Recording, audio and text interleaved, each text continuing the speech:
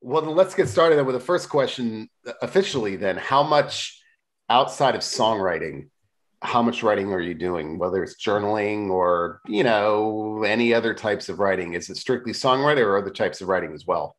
Um, I mean, I try to write every day, at least a little something. Like I generally try to read, I don't know, I try to read like 30 to 50 pages a day just to like get my brain going. And then I don't know, I'm always cribbing notes and looking for song ideas. But yeah, I started writing poems again over like the past couple years, and I screw around with short stories, but I feel like I don't know. I haven't pursued it to the extent I've pursued songwriting. I don't feel like confident enough in it. But yeah, I mean, I've done a lot of writing in my life. I've written like, a novella or two and stuff that I don't know. It's a pursuit besides just songs for sure. Yeah. Do you do any journaling? I mean, I have a notebook, but I don't like. Um, I've never been much of a diary person or keeping track of my thoughts. I kind of, I don't know.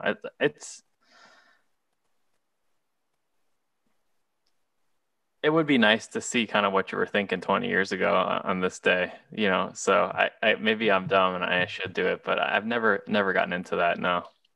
That's what songwriters fall into three categories: those that journal every day, those that don't and have no desire to, and those that don't but wish that they did.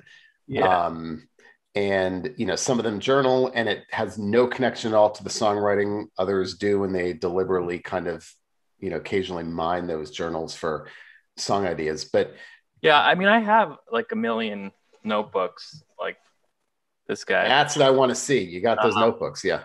yeah, but it's like, it's really a lot of like phrases and stuff I'll see in a book and be like, well, that would be cool in a song. And you know, after you go back and I'll just flip through them when I'm like stuck on a song and see if maybe there's an idea that kind of or a phrase that just pops me into a different headspace to try to finish it.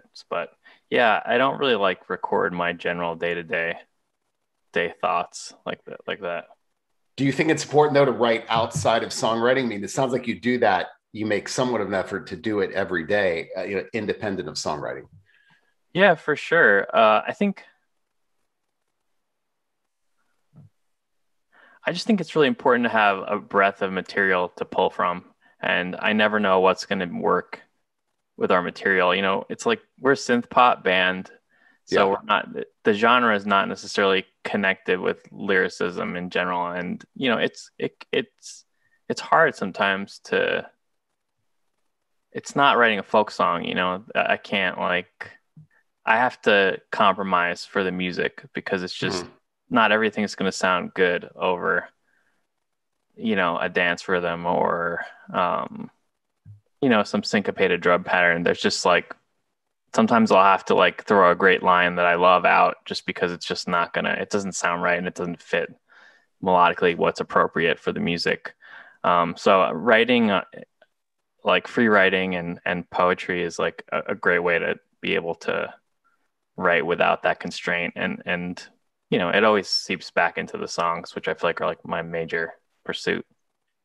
Yeah. So do you deliberately go back to some of those notebooks or poems or anything like that? Kind of, is it when you're in a rut mostly, or is it, hey, I'm going to write a song. Let's see what I have. What can I draw from? Um, Yeah, I always have a monster list of titles and like hooks going. Basically, my process is I like to take notes in my journals, and then as a second step, I transcribe it all into Microsoft Excel. Ooh, now we're talking. Okay. Yeah, So, yeah, and I don't necessarily copy everything, just things I think are good. I'll just go through it, and then I just like that because it's searchable. And I can just be like, oh, sometimes I'll be like, have I ever used this word interestingly in my journal? And I love having this like way to search it rather than flipping through. And sometimes it's just nice to go through the book, but my handwriting's so bad that like the computer is way better for me to right. look through it quickly. So a lot of times I'll do it like I don't know. I usually turn each journal into its own Excel file that I can then search. Um, and yeah, a lot of times I'll kind of go into a song with like a loose concept of a hook or, um, like an opening line. And, and sometimes, the journal stuff can be really useful for finding images and doing free associative stuff to see kind of what might make it into a song and what I might not just come to naturally through the intent of uh, the narrator or the lyric of the song. Yeah. Okay. So, because the I don't hear Excel files. I hear Word documents more than Excel files as far as like organized. You'd be I surprised. Whenever I tell somebody this, they're like they think it's really weird, but I love Excel just because I can go vertical and horizontal, whereas Word is just a purely vertical program. Yeah. I just like to be able to copy paste things in and see what works. And I don't know. I've always been obsessed with spreadsheets. My mom was an accountant, so I kind of just grew up looking at them with her. And I'm a big math person too. Like I do really, I don't know. I just kind of love them. I love statistics and all this stuff. So it's a way to like channel this into some weird, weird way to do it. But I know when people see me like at a cafe and I'm like on Excel, they're like, they're no one has any idea that I'm like literally working on like the song right now. So is yours organized thematically at all? No, I just like I kind of just put each notebook in individually, and then I'll have like a separate tab or two that's got what I think it's like all the best stuff. And a lot of times I'll just have a tab that's like only titles and hooks, like very simple concepts. I think you could base a whole song around. Or I'm always looking for titles that no one's ever used in a song before. That's like my I'm constantly Google searching any idea I come up with to see if someone's already got the song going. So. And I what you told me earlier about I think is pretty common, that kind of sacrificing the words for the melody because the melody rules, right? So even if Sure. it means Especially changing, go ahead. no, especially for our genre. Like Yeah. I think most of the time the lyrics in synth pop are pretty throwaway. It's usually just like a hook and some kind of gushy. I don't know. It doesn't lend itself to it takes a lot of nudging to get something I think that's got real emotion to it beyond like the sound of the vocal itself, like or that has like a I don't know, a more literary approach or something that's like just a little bit beyond the genre. So I mean, that's kind of the concept for the band for me, is just to try to elevate the form a little bit and make it a little bit more story based and not just like heartbreak I love you stuff all the time. So Right. How often does it happen where you think I've got to write a song about this? Like it comes to you and said, this is something I have to write a song about. um I don't know, not that often to be honest. Like songs for me take a long time, and a lot of times I'll just find something in a book that's like a perspective that I think is interesting and I've never heard somebody sing. I I think our music a lot of times gets called nostalgic, and I kind of don't agree. Hmm. I think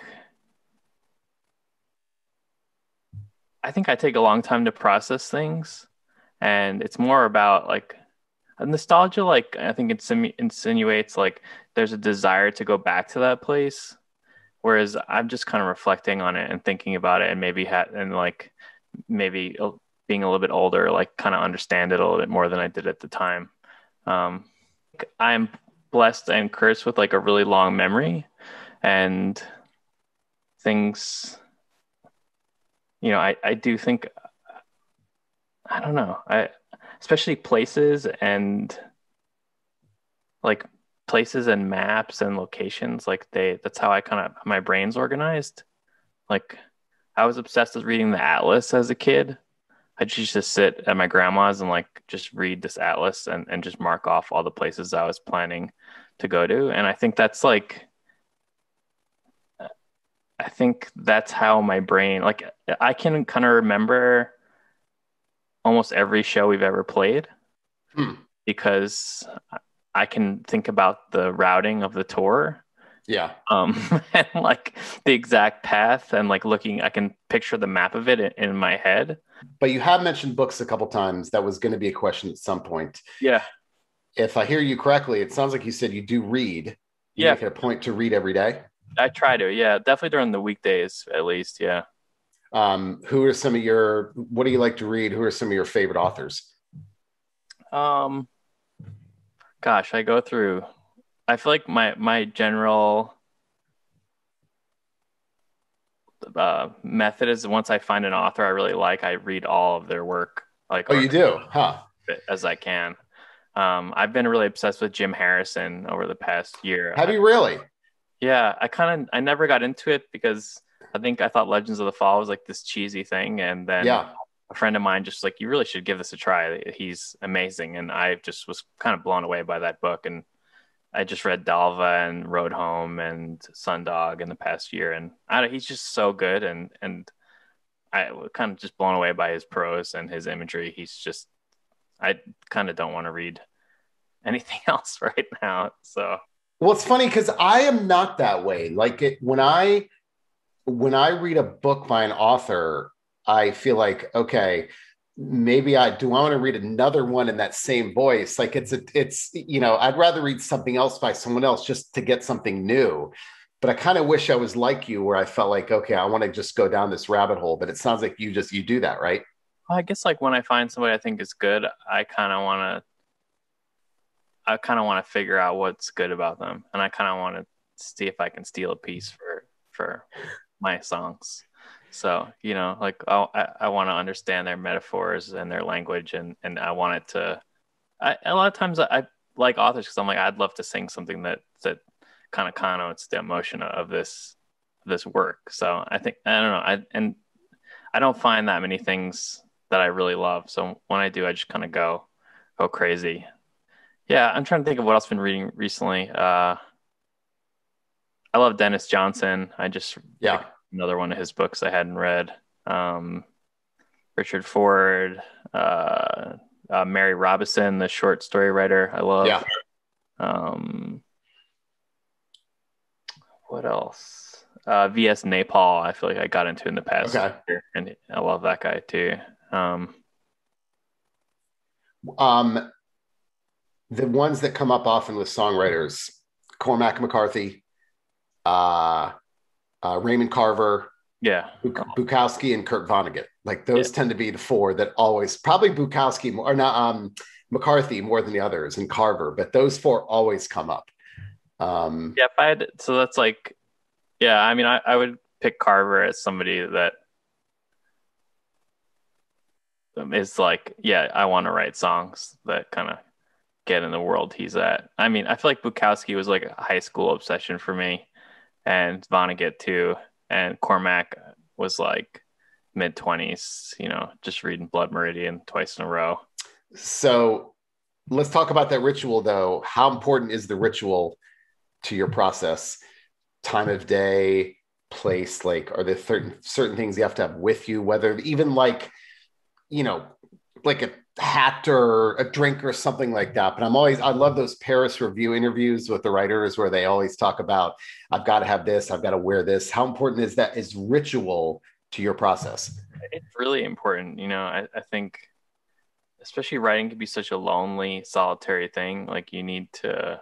I'm a pretty social creature, and I think I need to like have structure to it to make it work for myself. Like this pandemic's been really hard for me because I really like to work at cafes at least for like an hour or two every day, just to like Mm-hmm. do a little reading, have some stimulus of some people around, get out of my room, um, and then kind of take that material back to my studio and put in the solitary 4 or 5 hours. I really wish I was more of a morning person. I'm just not. I am in that classic musician, stay up till 2 or 3 a.m. either working on songs or watching films, like, and wake up at 10, 11, and not have accomplished anything by noon. So Right. I I look for things that force me to wake up because I am kind of a goon. But Can you write for long stretches? Like, out, can you sit for hours? I can sit for about an hour before I just have to get up and walk around. But can you write for long stretches? yeah, it depends on kind of what point in the process I'm at. If it's generating a bunch of new stuff, I could do it for hours. If it's perfecting an idea, I feel like I can zoom in for yeah, like 45 minutes an hour, and then it's good to take 10 minutes to get out of my head, get off the computer. Um, I do really want to buy a typewriter. That's You're in, yeah. Well, you're not the first. I have this conversation often, and there are some songwriters that swear by them.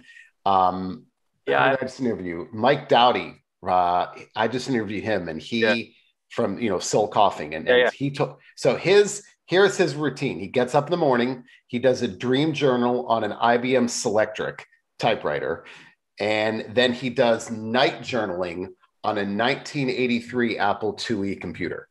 And it's something about songwriters tell me that the way the keys sound on a typewriter, the way they strike. But yeah, why do you want a typewriter?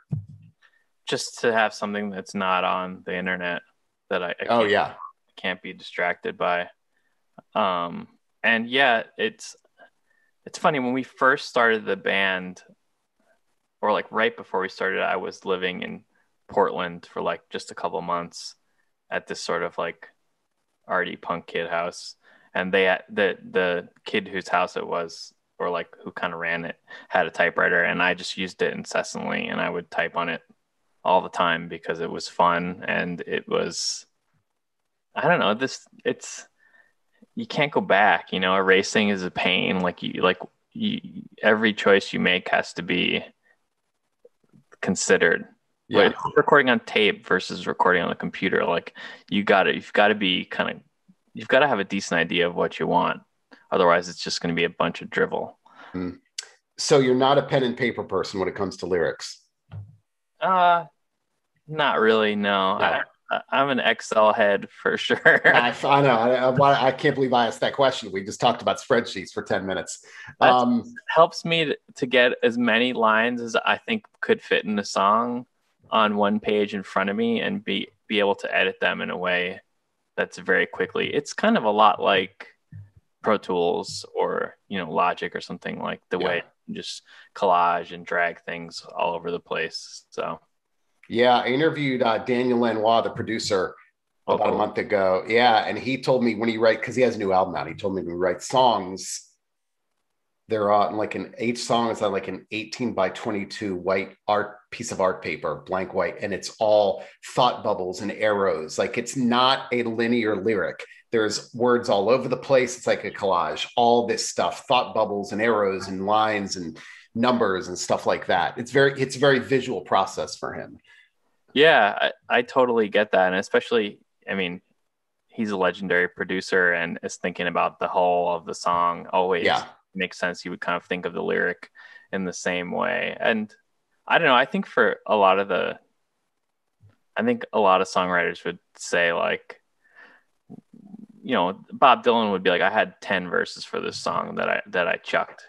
I picked the best three. And it's like, you got to have a lot of extra stuff sometimes. So just having it all in front of me sometimes is really a nice way to figure out what's actually any good. How easy is it for you to write in periods of intense emotional weight? Like, do you need distance from an emotion to be able to write about it, or can you write about it when you're in that emotion? Yeah, I like to have a lot of distance from things. I think I have a much more mature or metered perspective on it.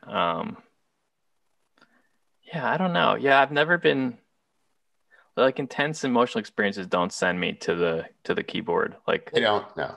I like need to process them. I need to take a walk usually. Yeah. Maybe the kernel of a song will come from that, but Yeah, it doesn't work like that for me.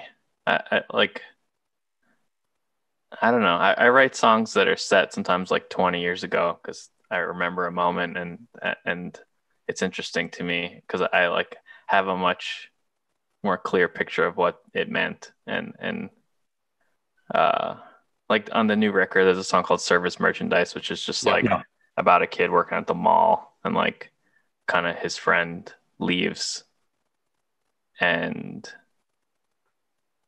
he just kind of the job becomes very depressing for him, and he's just kind of idealizing just even the past month at this job. And I don't know, I wouldn't have thought about it like that back then. It would have just been very literal in my head. I don't know. It's I That's don't what Hemingway said. Hemingway said you can't write about Paris when you're in Paris. You can't yeah. write about, you got this, you have distance from that to write about it.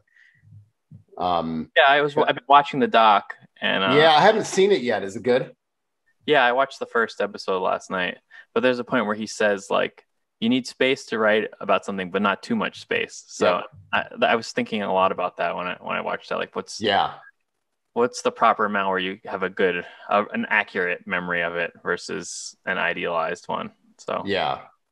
Well, I mean, I was asking because I think a lot of people expect that songwriters are that when you're not touring, so you have so much time to write songs, and people are expecting that there is this going to be this incredible creative output. Shakespeare wrote King Lear during the plague, and yeah, so because you're not touring, you have all this time. But the songwriters I've talked to over the past year say absolutely not. I wrote for about a month, and then that was it. Whether it was the just emotional, intensity became too much, or you're just not around people. And if you're not around people, like you were saying, if you're a social person, you thrive on that atmosphere. What is it to write about when you're in your apartment the whole time, right? yeah, it's funny. I definitely had the same experience. Like we were lucky enough that we pretty much had this new record done Yeah. like at the beginning of the pandemic. We were just really working on mixes, and I think I tweaked like one song after the pandemic that I just felt could be a little better. But yeah, I didn't write that much at all. I just had the videos to get into, and like just organizing our album campaign, and just kind of plotting, you know, figuring out the live show. So I kind of just delved into that world because it was much more like goal based, like and like stuff I could just see how to do it. It it it is really hard to write songs about people when you're only around like one or two of them, you know. Right. Yeah, So like you mentioned, that yeah, song, go ahead. sorry, that song Duplex that was like one of the first singles off the record. The lyric is really it's about like sitting in your room and kind of wishing you could leave, and about sort of like this dream I had of floating over Long Island and kind of looking at the city from far away. And like it very much the lyric landed with the pandemic, and Yeah. we kind of debated like how much do we want this to be connected, like do we want people that to like I don't know, we just don't want it to feel like it wasn't really written during that time. So it's just odd that it was, I think, so on the button for kind of what was happening.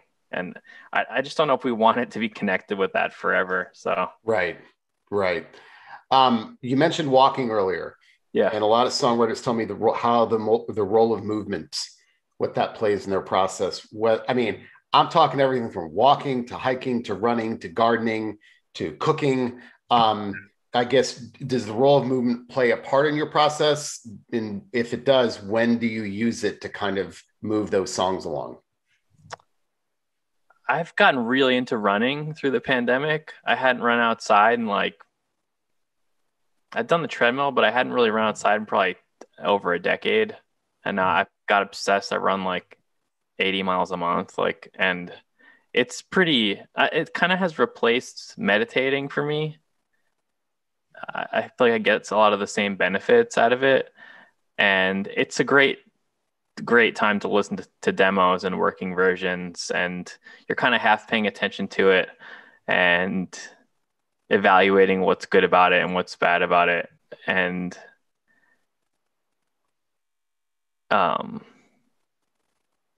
How about the cadence when you're running? Does the cadence of the, I interviewed, I hate to bring these people up, but I interviewed Stone Gossard from Pearl Jam about Cool. 6 months ago, and he told me he has this whole theory about the cadence of the limbs and how that contributes. That limb movement is a huge factor in his creative process. Quite literally, the swing of the limbs. Yeah. He gets so many song ideas from that. So does that happen? I think for me, it's I love to figure out that one of our songs is good for running, like that the tempo is working. Like even especially a slower song that's like, like a 100 BPM song. It's like, it's not necessarily a no-brainer for running. Like I feel like the sweet spot is like 120 BPMs, but if it's not dragging and it's got some of the double time elements that kind of make it feel a little faster, it is exciting. And I think it does I don't know, I definitely like consider when we work on new demos now if it's going to be something I would want to run to. And like Huh. if I love I don't know, I think some of the functionality of music is nice in that way. Like if you can make something that's got a little emotional weight to it, and then it also is like something I can go like, crank a couple miles down to the Gowanus Canal and back. Like it's pretty nice to me. Like Right. I like getting in that headspace. Um, but yeah, running and walking though are definitely very different activities. I think walking is, in the Baudelairian sense is like, it's where we find a lot of our best ideas, Yeah. our best thoughts, and it's where we're not so in our head. Like it's the antithesis of right now, like me looking at my monitor and looking at my song ideas in front of me. It's just I'm not thinking about it that much. Whatever train of thought I want to go down, I'm going to. And yeah, I think it's a great place to find song ideas and maybe that last line you're looking for. I do think the reading to start the day for me is a really good way to get out of that world and like get myself in the space of language just Hmm. from the get-go. So you start, I mean, I think you said that earlier, but you read in the morning I or try, your morning, right? yeah, I just generally try to get a coffee and Yeah. try to read, what a 30, 40 pages of whatever book I'm on just to like get in that headspace, not start with the phone. And, if I want to work on songs, I feel like it gets me in a good starting point. Yeah.